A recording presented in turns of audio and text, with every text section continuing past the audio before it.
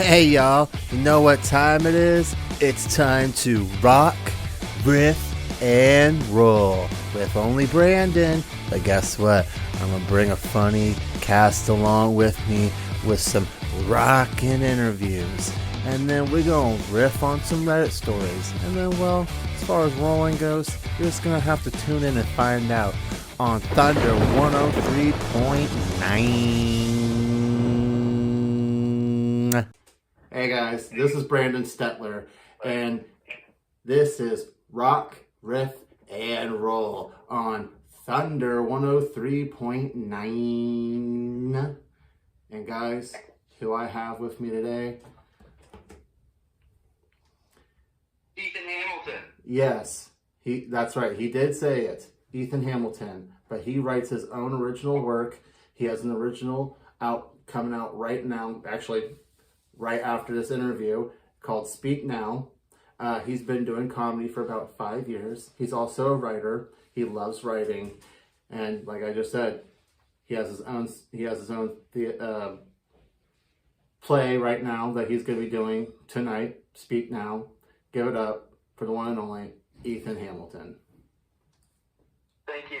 The applause is playing in my head. It's great. I promise it'll play. We'll add it in. How about that? That sounds perfect. How you been doing, man? How you been doing?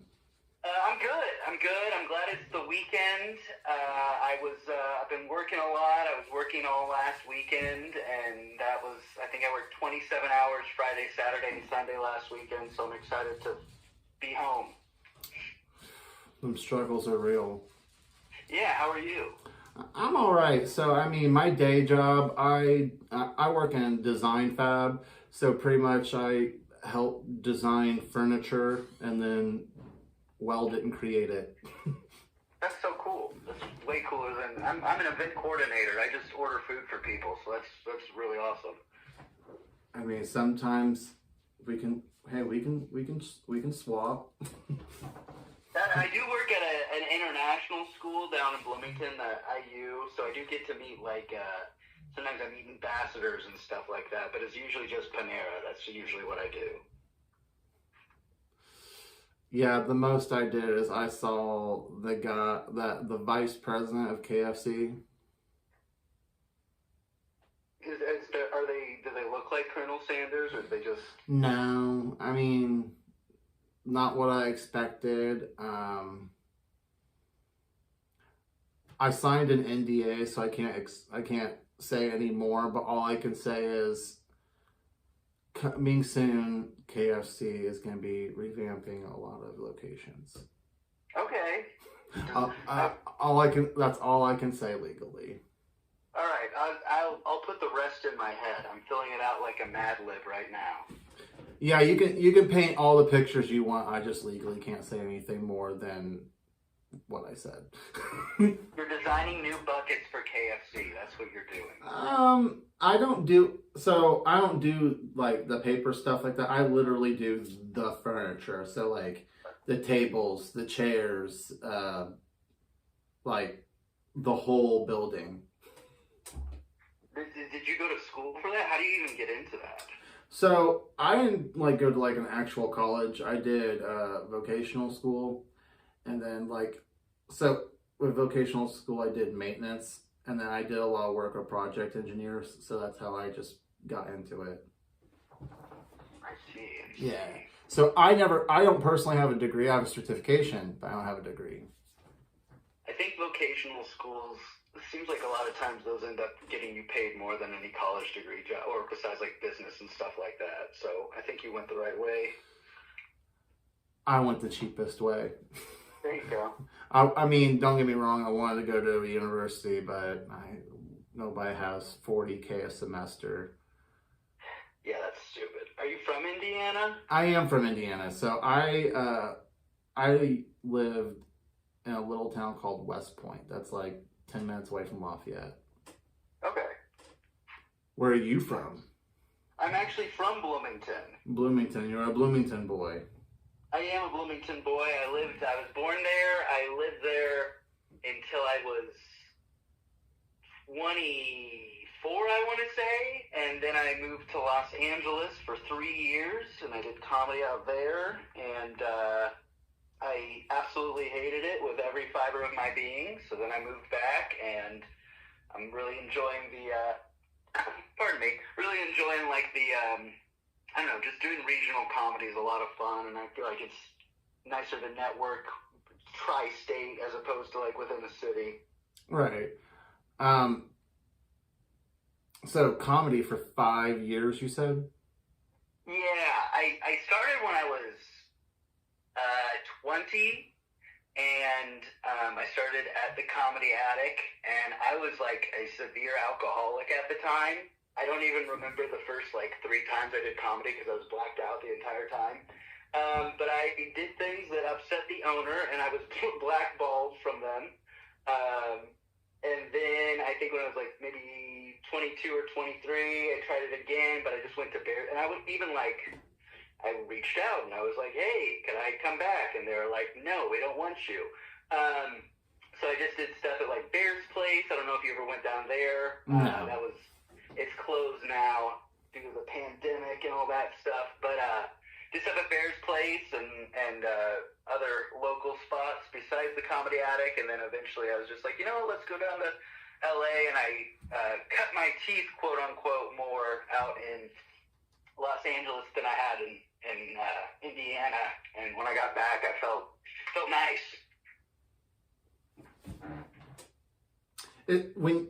Did you start writing the play while you were in California, or when you came back to Indiana? So like when I came back, and I didn't give you all the details, so it's actually it is a series of monologues set. It's called Speak Now. No one listening to this will be able to buy tickets because it won't be showing anymore. But it's called Speak Now.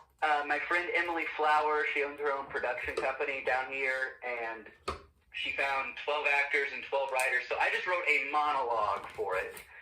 With that said, I'm also playing a severed head in a cake during the play, so that should be pretty fun too. But Yummy. Yeah, right. I'm a lucid severed head, so I get to do things, which is really nice. I wink at the audience. I nod. But I was gonna say, but we only had like, I want to say like 2-3 weeks to write like a 4 or 5 minute monologue. And my monologue is about a neighbor, the neighbor of the bride and groom, who lent them his weed whacker, and he's been taking confidence courses, and he's decided that on the wedding day is the day that he's going to ask for his weed whacker back. So it's kind of him hyping himself up before he talks to them.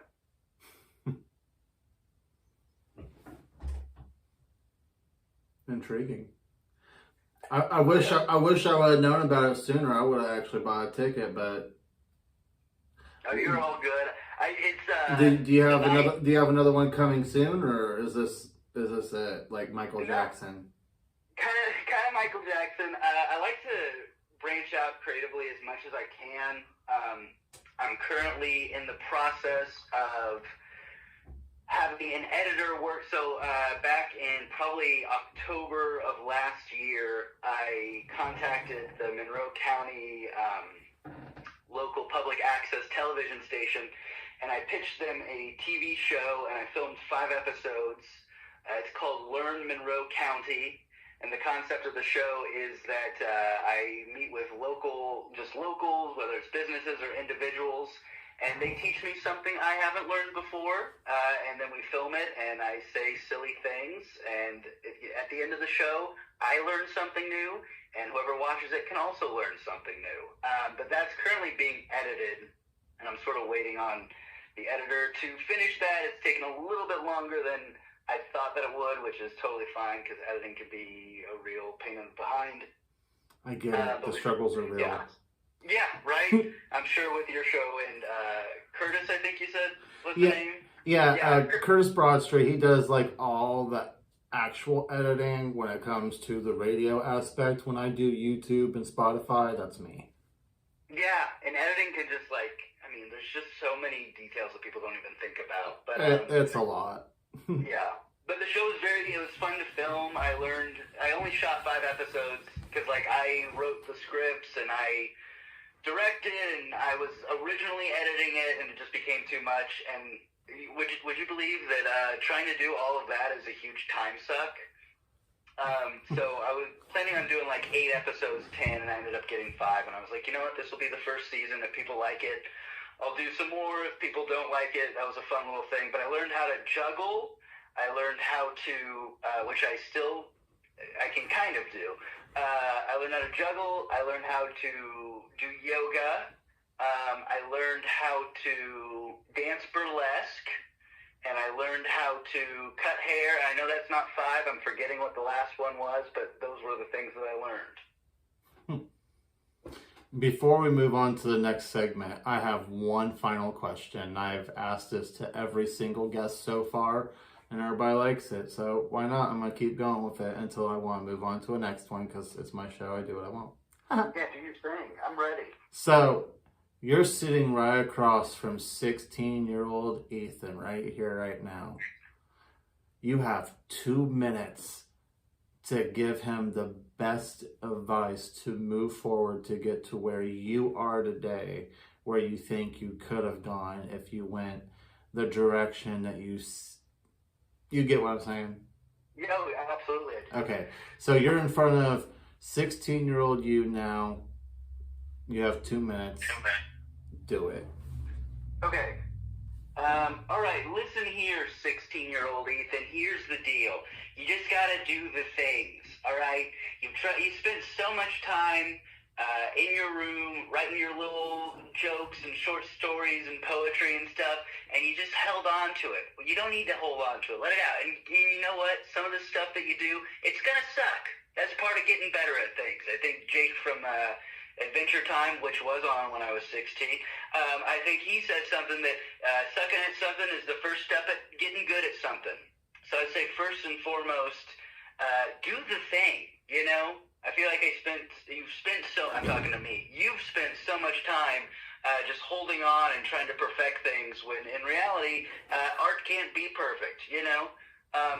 Secondly, drugs aren't cool, man. Okay, I know you're gonna spend a lot of time with some stimulants. Okay, you're gonna want to spend a lot of time with stimulants and alcohol. And yes, you're gonna have some fun. You're gonna sleep with some people that you don't maybe were out of your league because you had some confidence. But overall, that is really just sort of a block into becoming like a normal, let's say, citizen who contributes, whether that contribution is, you know, writing or working at Target. Also, when that one guy at Target touches your ass, you should tell a manager, okay? Don't just keep that to yourself. Be more confident in yourself, okay? You shouldn't be sexually harassed, no drugs and alcohol, and also just do the thing, okay? That's what I would tell myself. That was beautiful. Thank you. I feel like I've been holding on. That was came so beautiful. naturally. You know, when I tell people that, and when they actually finally say it, I feel like they get a little bit of relief afterwards. So that's why I like it. That's why I keep it in, because you know, it's not makes only you feel an better. interview, but also a therapy session. Yeah, it makes you feel better a little bit. You know, you kind of forget that you're on the radio and thousands of people are going to listen to this next week. Hey, you know what? Hopefully they'll take something home from it. You know. And guys, we did this rocking interview, and now we're going to riff on Reddit. Yep, I said it. We're going to riff on Reddit. This one, crazy as hell. We're going to riff on Reddit. This one's also gross. Are you ready for the Reddit? Let's go. Ba-dum-bum. All right. I lurk through Reddit a lot, and I like to find the wildest stories on planet Earth, and I'm telling you, this one is like wild. Are you ready for this? I am ready. I'm a big Reddit fan too. I'm excited to see what you got. All right. The title is, am I wrong for telling my boyfriend's mom that you raised a psychopath that deserves to be hospitalized? Okay. You ready? I'm ready. All right. Hi, all. I'm a 26-year-old female. My boyfriend's 28. A couple weeks ago, my 28-year-old boyfriend got into an altercation with the neighbor's kids because a football accidentally went into our yard and they went into the garden to get it out. I personally could care less, but for some reason, he got all butthurt, saying, "You should be more careful, you ungrateful little turds." I was mortified, to say the least. So I went and got the kids chocolate as an apology, hoping this would be smoothed on over. I stand corrected. Boy, was I wrong. I made it clear to him if something like this happened again, he would be gone since the house is mine. It's in my name, and I've always had it.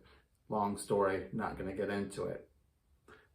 You didn't have to bring it up, honey. Nobody asked, I promise you. We're wondering why you yelled at the mom's boyfriend, okay? I mean, the boyfriend's mom. Either who.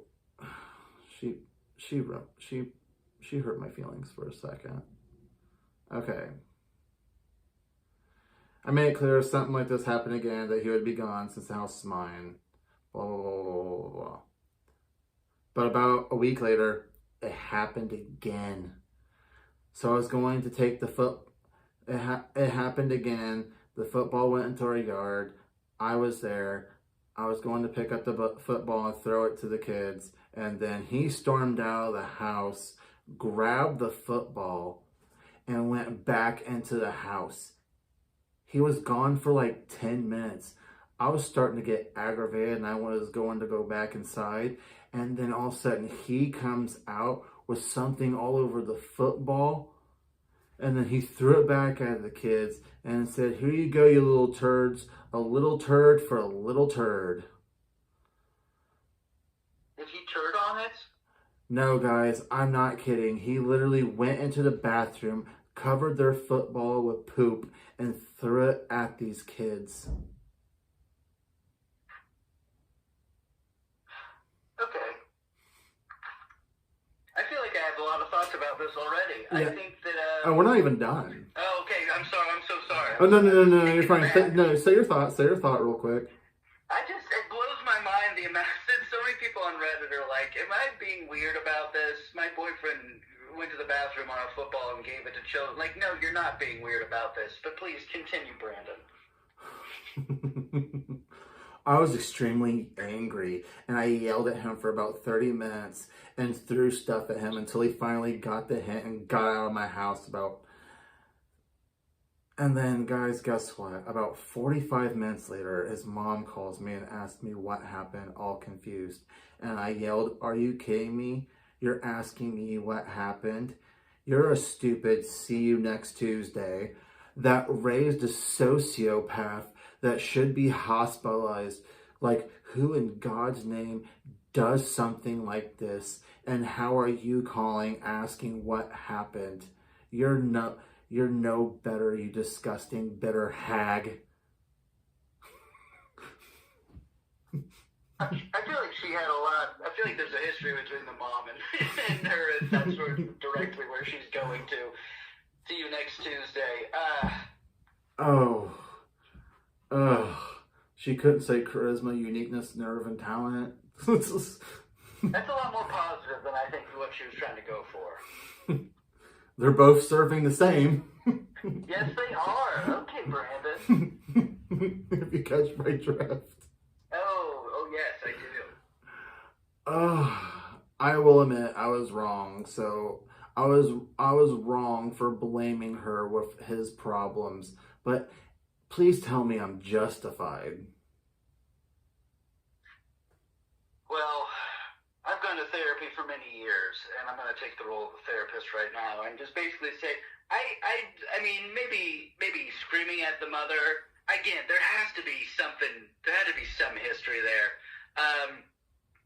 because just screaming at a mom without any prior history like that, even if your boyfriend does go to the bathroom on a football and gives it to children, that that just seems a little extreme to me. You know, I'm not saying the mom's perfect, and probably if that's the way that the son is going about things, likely she didn't raise him right. Okay. Yeah, because I mean, like, the kids were just playing background status. He was just taking the Browns to the Super Bowl, and that was not called for. Yes, he was. Shador Sanders, you know. Real quick, so just to clarify, according to this post, she's still with this person? Well, I'm about to read the update. Okay. So guys, there's just one minor update, and then that's it. Update. 2 weeks later. He's my ex now, to say the least. Him and his mom had blown me up for a couple days, but they finally got the hint and stopped getting a hold of me. I think all they wanted was the PS5 that I gave to the kids next door. And I took the family out to eat. Well, at least it has a happy ending. Oh no, there's a little bit more. So I think it's cool that she took the PS5 and just like gave it to the kids, and it's like, you know, and he's like, screw you, I don't care if you buy it or not. Like, it's the kids now. Absolutely. I literally wiped it clean and gave it to the kids, and then I took them out to eat. And then, you know what, I realized I had a lot in common with the guy that lived there. And thank God it's her brother, not her husband, going through rough times. Struggles are real. I get it. He seems cool. Maybe something will happen. But, you know, wash in one hand and poop in the other. Am I right? Ha ha. Laugh face. Wink face. Can I just say, laugh face is in like the emoji? Yeah, like the emoji. I was saying the emojis. I feel like people who put emojis in Reddit posts are psychopaths. I'll just say, I mean, she's not wrong. I think that she definitely should have broken up with him. And also, I don't know. I just feel like so many Reddit posts, it just sounds like a made up story. I don't know if this is one or not, but that is, I'm not. Should have broken up with him right away. I mean, I think she did break up with him, and then I think the update was 2 weeks after the fact, like after they broke up. I think she broke up with him that day, and she just didn't like say it in the post, and like I think everybody kept commenting, and then she just made an update to shut everybody up. You know how to Reddit. But that's my honest opinion. But my other honest opinion is I really think she shouldn't be going after the neighbor's brother so quickly. It's like, I mean, right? Literally. I mean, I know what they say: crap or get off the pot. And that's what her boyfriend sort of did. He crapped. He got off the pot. And now he's out of the house. I think anyone who's handling feces with their hands, which it sounds like he did, I don't think that people should be in relationships with them. Maybe I'm old-fashioned, you know, but that's just sort of my take on that. And she's not, which is good. Yeah, that's really gross. Reddit, I feel like, just opens up a whole world of like, I didn't know these types of people existed, you know? Right, like, you learn that anything is possible. Yeah, if anything, Reddit shows you the potential of life.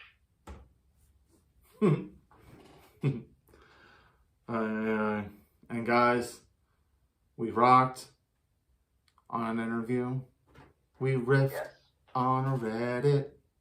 And now we're gonna roll into some trivia. True or false? I'm ready. You ready? And you know what? These are themed true or false questions. They are theater themed. You ready? I'm ready. True or false? The thespian's origin. The term comes from Thespius, who is credited as the first actor to step away from the chorus in ancient Greece to speak dialogue. True. That is true. Yes. True or false? A green light, a single bulb known as the green light, is left burning on stage when the theater is empty. A tradition rooted in both safety and superstition.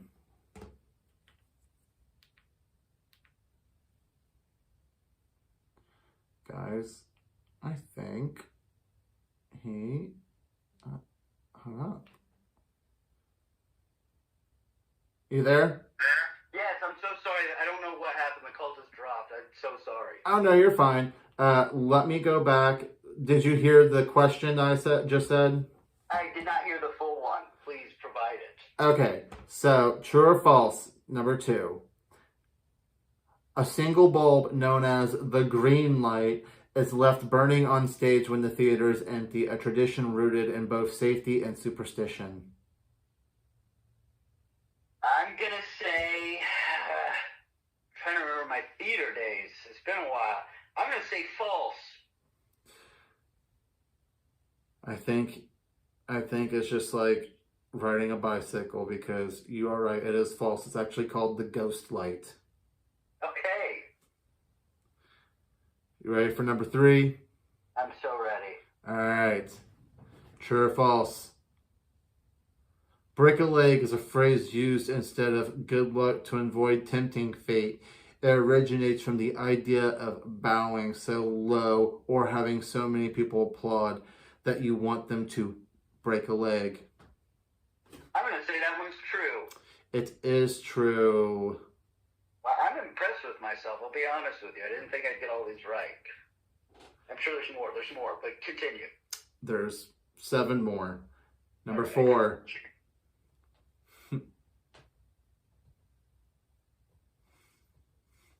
True or false? Many Broadway theaters skip row I because it looks too similar to number 1 or the letter J in the dark.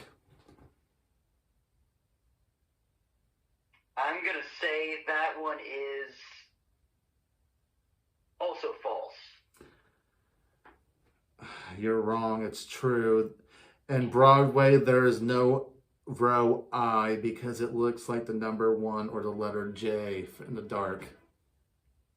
I can still get a passing grade on this. I know I can. If you're lucky. Number 5. True or false?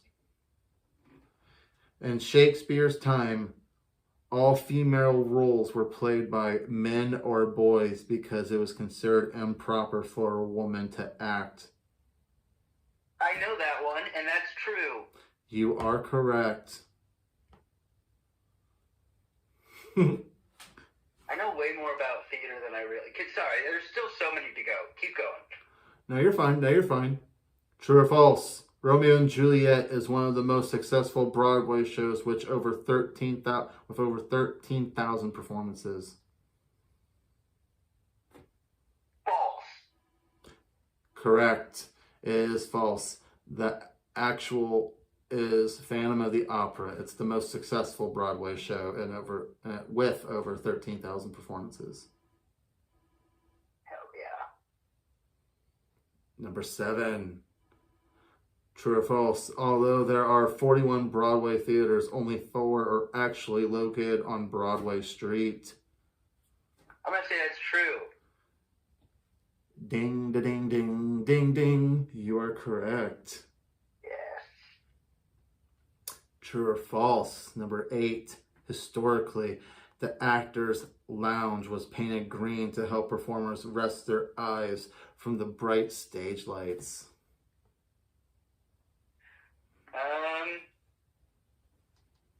I'm going to say that one's false. Sorry, it's true. You got 2 wrong. Okay. You're 6 out of 8. That's not bad. You have 2 more. Okay. All right. True or false? In some traditions, wearing pink on stage is considered bad luck, as it was historically a color reserved for royalty or high priests. I think that that's false, and think the real one's purple. I think the answer is correct, and I think you are also correct because it is purple indeed. Purple rain, purple rain. That sounds about right because Prince, he is royalty, and purple is royalty, and Purple Rain was an 8.5-minute song that could have been cut down to 4.5, but everybody dealt with it because that riff for 9.5 minutes was beautiful. It made your heart sing, and when they did it on Stranger Things at the very end, I kind of shed a tear, but you didn't hear that from me. I won't tell anyone. Scout's honor. Yes, like two of my. All right, are you ready for the final question? I think I'm ready. All right, true or false? London's Dominion Theatre was built on the site of 1814's London beer flood, where a massive vat rupture had flooded the streets with beer. I'm going to say that's true. I'm going to say that's right. And congratulations. That's 8 out of 10. That's good. That's a passing grade. It is passing. You are in second place. Stratton actually is like top so far. And I was actually 10 out of 10. No, he got a 9 out of 10. And the funny thing is, he didn't know the answers really at all. And he just sarcastically just said, he just like said like a little story, and then he was like, so true. And I was like, holy crap, you're right. I'm like, I don't know how you came up with that 5.5 minute monologue that got to the right answer, but yeah, you're right. And he only got one wrong. That feels like the most Stratton way to go about things. Stratton, he's lucky. I'm not saying it's a bad thing. He's extremely talented too, but like he has like, I don't know how to describe it. He's extremely talented, and he, with his luck too, it's like a really great combination because like if he's in the right place at the right time with his talent, he can go extremely far. Absolutely. He's a very talented man for sure. He is a very talented man. It's like, you don't even have to try. It's like effortless with him. I'm going to tell him that we talked about him on this, and then he'll give it a listen and be real excited. Well, I hope he still listens after I had him on here.